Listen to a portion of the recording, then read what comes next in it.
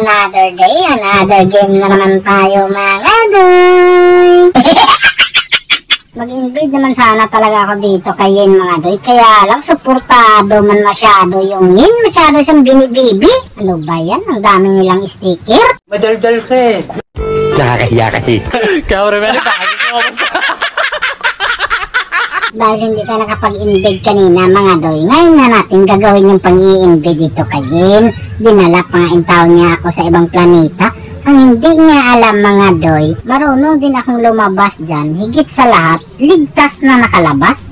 Uy, halak ka, ang dami. Sabi mo, tulog na ako. Parang hindi na talaga maganda yung ginawa nila sa akin mga doy. Parang inaabangan lang nila ako lagi.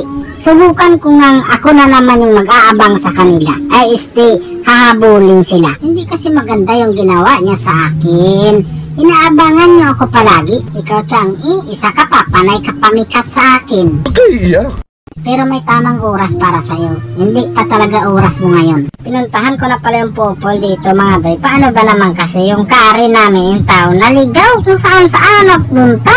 Kaya yung turin tuloy namin dito mga doy bumagsak. Pero yung popol bumagsak din. Ay quits lang pala.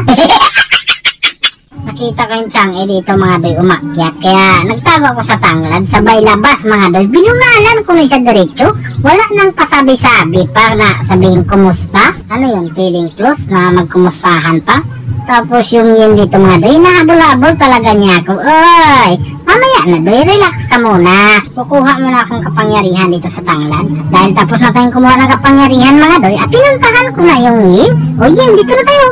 Dalhin mo na ako sa ibang planeta. Yan, tama yan, doy. At dahil nadala mo na ako sa planeta mo, doy, alam mo na, doy, kailangan dito ka mahiga sa planeta mo. O, di ba? Tinago ka ng tanglad. Tapos yung Chang-i nagpaulan dito. Agoy, doy, parang nangilitik ka lang. Damage ba yun? Parang wala akong naramdaman, ah. Galingan tsamba mo, malakas eh.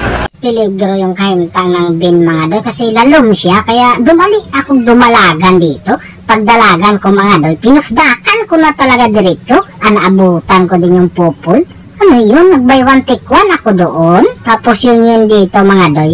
Bibirahin sana niya yung chicken curry. Ay, hinarangan ko para ako yung madala sa ibang planeta.